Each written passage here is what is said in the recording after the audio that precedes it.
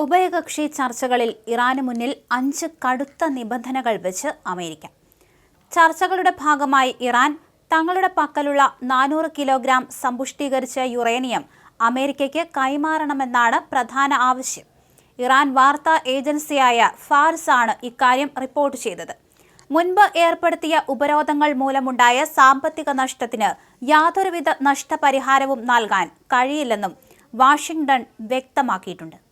ഇറാന്റെ ആണവ നിലയങ്ങളിൽ ഒരെണ്ണം മാത്രമേ ഇനി മുതൽ പ്രവർത്തിപ്പിക്കാൻ പാടുള്ളൂ എന്നതാണ് അമേരിക്ക മുന്നോട്ട് വയ്ക്കുന്ന മറ്റൊരു നിബന്ധന. കൂടാതെ വിവിധ വിദേശ ബാങ്കുകളിലായി മരവിപ്പിച്ചു നിർത്തിയിരിക്കുന്ന ഇറാന്റെ ആസ്തികളിൽ 25% പോലും വിട്ടു നൽകാൻ അമേരിക്ക തയ്യാറായിട്ടില്ല. മേഖലയിലെ വിവിധ മേഖലകളിൽ നിലനിൽക്കുന്ന സംഘർഷങ്ങൾ അവസാനിപ്പിക്കുന്നത് ചർച്ചകളുടെ പുരോഗതിയുമായി ബന്ധപ്പെടുത്തുമെന്നും US വ്യക്തമാക്കിയിട്ടുണ്ട്.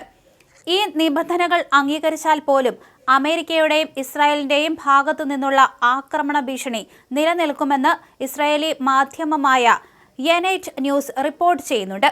അതേസമയം യുദ്ധം അവസാനിപ്പിക്കാനായി ഇറാൻ മുന്നോട്ട് വെച്ച സമാധാന നിർദ്ദേശങ്ങളോട് അനുകൂലമായ നിലപാടല്ല അമേരിക്ക സ്വീകരിച്ചിട്ടുള്ളതെന്ന് ഇറാനിയൻ മാധ്യമങ്ങൾ കുറ്റപ്പെടുത്തി.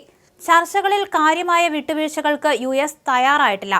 യുദ്ധത്തിലൂടെ നേടിയെടുക്കാൻ കഴിയാത്ത കാര്യങ്ങൾ ചർച്ചകളിലൂടെ നേടിയെടുക്കാനാണ് അമേരിക്ക ശ്രമിക്കുന്നതെന്നും ഇത് ചർച്ചകളെ പ്രതിസന്ധിയിലാക്കുമെന്നും മെഹർ വാർത്താ ഏജൻസി റിപ്പോർട്ട് ചെയ്തിട്ടുണ്ട്.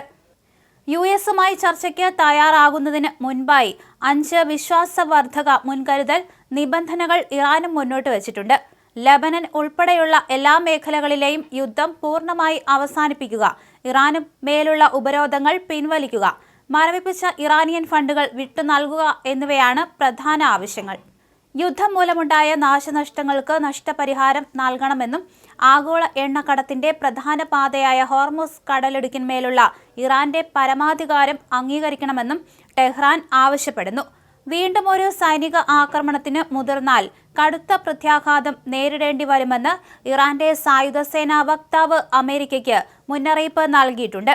തങ്ങളുടെ സൈനിക ലക്ഷ്യങ്ങൾ മറച്ചുവെക്കാനുള്ള ഒരു കവചമായിട്ടാണ് അമേരിക്ക നയതന്ത്ര ചർച്ചകളെ ഉപയോഗിക്കുന്നതെന്ന് ഇറാന്റെ വിദേശകാര്യ മന്ത്രാലയ വക്താവ് ഇസ്മായിൽ ആരോപിച്ചു. ആഗോള ഊർജ്ജ വിപണിയുടെ സുരക്ഷിതത്വത്തിനു വേണ്ടിയാണ് തങ്ങൾ നിലകൊള്ളുന്നതെന്നും USന്റെയും ഇസ്രായേലിന്റെയും വാദം വ്യാജമാണെന്നും മേഖലയിൽ അസ്ഥിരതയും സംഘർഷവും സൃഷ്ടിക്കുന്നത് ഇവരാണെന്നും അദ്ദേഹം എക്സ് പ്ലാറ്റ്ഫോമിൽ കുറിച്ചു.